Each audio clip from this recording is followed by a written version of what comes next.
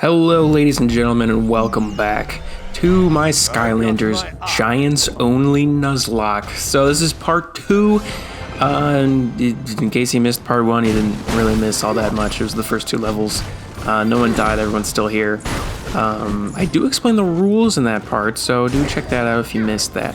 So on Rumbletown, we load in with an air elemental zone right off the gate, which means we're throwing in my boy Swarm.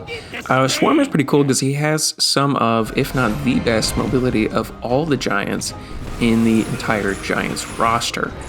And we get our first little encounter here with the armored Dro spear dude. And then I realize, oh shit, my Swarm is level 14 and I said I would reset him. Hold on.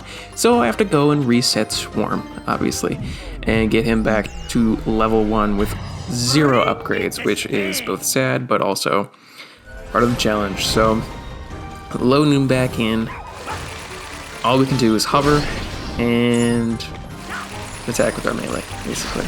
But Swarm is really good with range, so you can kind of just hover around and shoot from afar, because the projectiles that he shoots are pretty good as far as how far they can hit. They do decent damage, especially with how much range they allow you to create between you and the enemy.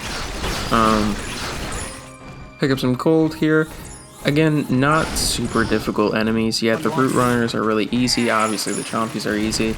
And I missed that elemental zone, the undead one, just because the elemental zone didn't change prior to opening the gate, which kind of sucks, so we'll miss that one, but it's whatever. So we pick up the key, we make our way up to the next arena, which has the first appearance of one of the more annoying enemies in the game, which is the healing spell punk.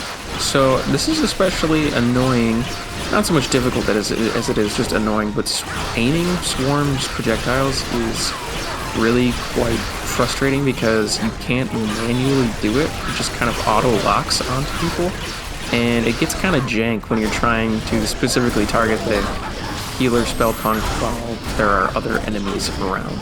It's kind of annoying. And then I take a significant hit.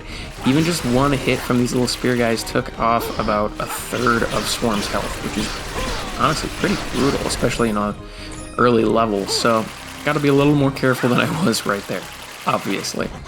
Moving on, we get some more of these stupid ass fire Dro archer guys. They're really annoying, and we'll miss out on another elemental gate, which is quite the bummer, but it's whatever. We can live without a little extra gold. We can live without an extra hat. No big deal. And then we'll pick up those pancakes for a little bit of extra health. And there's a little bit of extra money at the top of this tower, too. So Swarm gets a little bit of extra money. But honestly, not a whole lot. He's sitting with 88 gold, which is not a huge deal. And we'll take this bomb for no other reason than to chuck it at these guys. And we get our first magic zone. I believe it's our first magic zone. And by the time I figure out how to do it, it takes me a second. But then we'll throw Ninjini on. And now, honestly, Ninjini, I pretty much never use her. I'm not a huge fan of her. And just, honestly, I just don't use her that often, which is part of the reason I'm not a huge fan of her.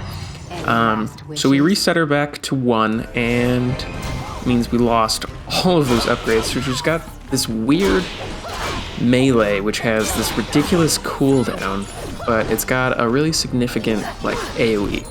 Now, I decided to be stupid and just kind of experiment with Ninjini because I didn't really remember how to use her, and I'm like, when she's in this, like, bottle form, can she actually take damage?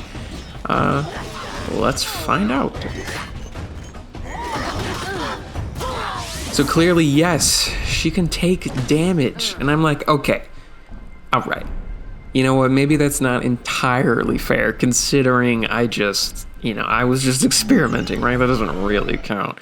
So I throw an eyebrow while I kind of decide whether or not I get to, count that or not.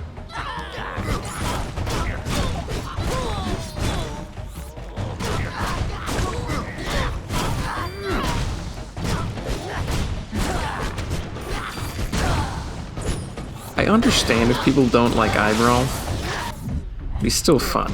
So he dies he dies right after, and I'm like, okay, you know what? Screw this.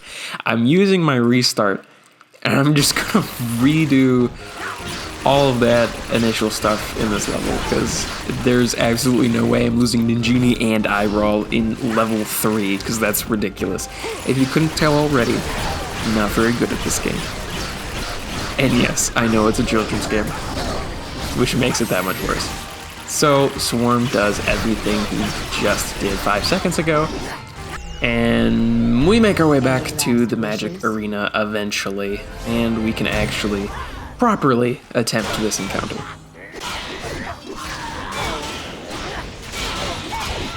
You gotta be really careful with Ninjini because she has such a significant cooldown on her primary attack. But if you can get enough enemies in range of her AoE attack, it can be pretty good. At the current moment, I just don't understand what her bottle is really supposed to accomplish. It kind of sucks. I'm gonna level up on Ninjini right off the bat in her very first encounter, as far as I remember.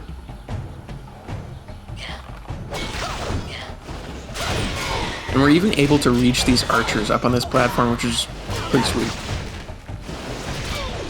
I'm not sure how many characters can actually hit that, but Ninjini can, so that's nice.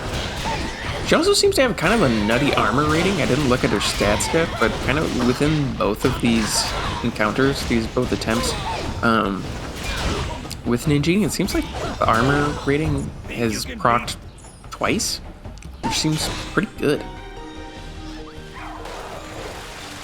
So then we find a elemental gate that actually changes elemental zone before the gate, which means we can use it, so we throw Gnarls Barkley on there.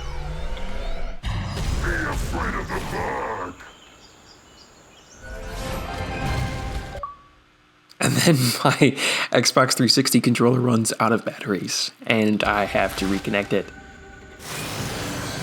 But I don't replace the batteries quite yet. And then it disconnects again.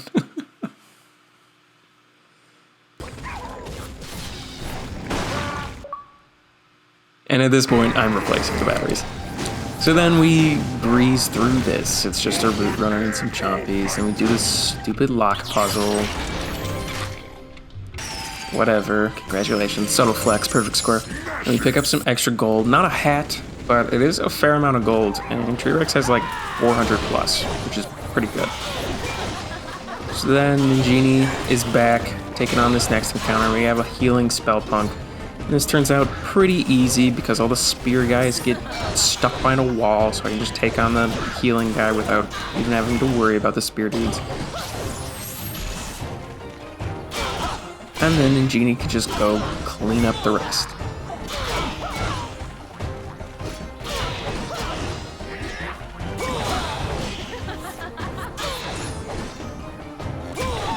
I foresaw this outcome.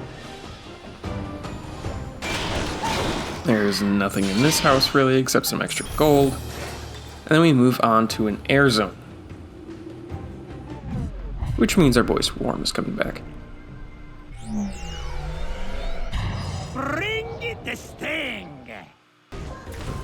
And then for some reason I just kind of decide to not do that, so I'll never know what was actually behind those secret blocks, and it could have been something really nice, like a treasure chest or a hat or a soul gem or whatever. But no, so instead I am flying around, stuck in this arena with 165 health with Swarm and like 5 freaking fire bow drow archer dudes. Which means I think probably just one would kill Swarm. I can't remember how much damage they do, but it's either 1 or 2. So I have to play it really careful and kind of play it life, because if he gets hit by any of those arrows, I'm losing Swarm, and I do not have my level reset this time. So I am essentially screwed if he dies. But I make it through, and I find Hot Dog Soul Gem, but I'm like, nah, screw that. We're obviously not using this. I'm gonna casually pick up an achievement I apparently never got on my first time through. So, cool, I'll take it. I guess I never found this originally. And Eyebrow gets some extra money. He's sitting at a comfortable 874 now. Those stones do insane damage, by the way. You just saw that? That's like 200 with a solid AoE, which is kind of nuts. And then we got an archer over here and a root runner. Again, easy encounter. And we get a little closer to Brock's arena. Now, this is where I kind of make a horrible mistake. So, I make, the right move to talk to Auric in the first place. And I'm taking a look at the shop, and I'm like, Elemental Elixir Charm, that's not going to help me right now. All the hats suck, as per usual. The regeneration power-up, no, not a big deal. Eyebrow's already full health. Fairy Dust, it only cost 50. I could have brought Persephone down. I could have bought that first melee upgrade that I wanted. Remember I was talking about in the first part? But I chose not to. Don't ask me why I did that. Not entirely sure. I guess I was just kind of like, it'll be fine, no big deal. And I open the gates to Brock's wonderful arena. The elemental zone does not change, which means we are stuck with Eyebrow here. Is that the worst character to be stuck with in the arena fight? No. Is it the best? Probably not. Probably would have preferred like Tree Rex or Bouncer or Swarm. And take a pretty big hit there early on. We're already at 204 health, which isn't great. Eyebrow's gameplay, look, I genuinely love Eyebrow. I love his design so much, but his gameplay is just spamming the punch button over and over and over again. Even to just move around, because he moves faster just by punching.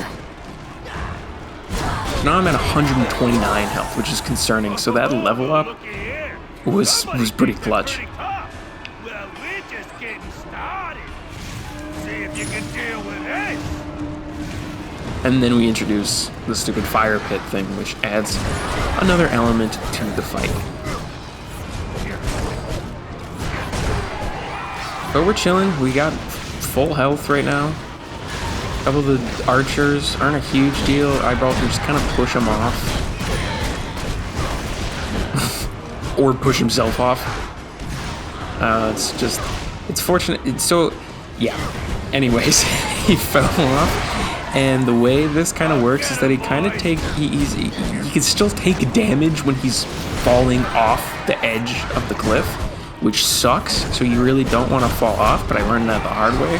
Like, oh, he can actually take a shitload of damage while he's falling, which is kind of silly. And then we have to play really careful here because we have the healing spell punk. We're just gonna keep healing these guys. And Eyeball's only at 234 health, so probably 2 hits from the Dro, and he's cooked. But speaking of cooked, those Dro Lance dudes are also cooked because you can kind of just lead them into the middle and then they burn alive. Now we're dropping a ton of archers. The archers, I mean, yes, you can push them off, but you risk also pushing yourself off. And they do quite a bit of damage, and Eyebrow's not super fast.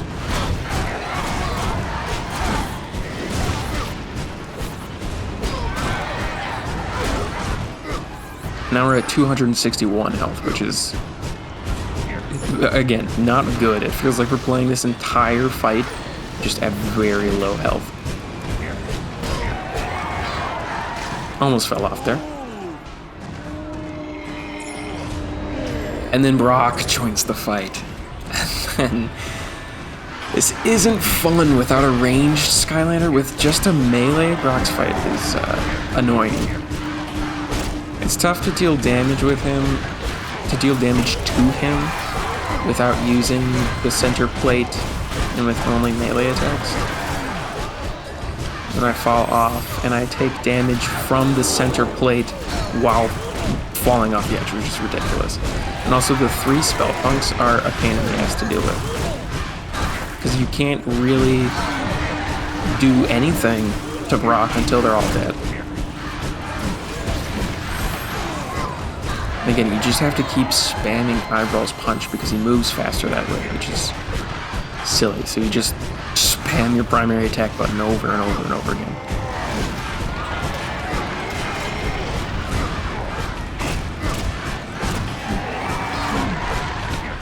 And at this point I'm getting a little nervous. I have 161 health. However, I do have a little bit more experience left until I level up to level 4. So if I'm able to level up, I can regen my entire health bar, and we're chilling. Then they add the archers on top of the spell punks, and it's all of a sudden gotten much harder. Now I'm at 51 health, and I'm like, it's over. It's so over. And we lose Eyebrow on level 3 of a children's game. Yes, ladies and gentlemen, Eyebrow is dead. Right off the bat. Honestly, I don't think that would have happened. Number 1, if I was better. Number 2, if I wasn't stupid. Number 3, if I just talked to Persephone and got that upgrade. Probably would have made all the difference. But no, those thousands of treasure that I collected, all gone to waste. He was my guy that I started with, that whole first level, gone. So Bouncer comes in, try to clean some shit up, because he's just that kind of guy. And his missile attack is just great, because you can just roll around and deal like passive damage. And he cleans up, and we get through, but we lost Eyebrow in the process, which is a pain in the dick. So anyways, so that closes out part 2 of the Giants Only Nuzlocke, ladies and gentlemen. We have lost our first character already at level 3. This is going to be interesting. And, of course, it's my favorite giant. Of course it is. So, I'm going to be grinding heroic challenges now. I'm just kidding, I'm not really going to grind them, but I am going to do a couple. Anyways, like, comment, subscribe, whatever. Please stick around if you want to see part 3. And I will see you guys in the next one. Peace.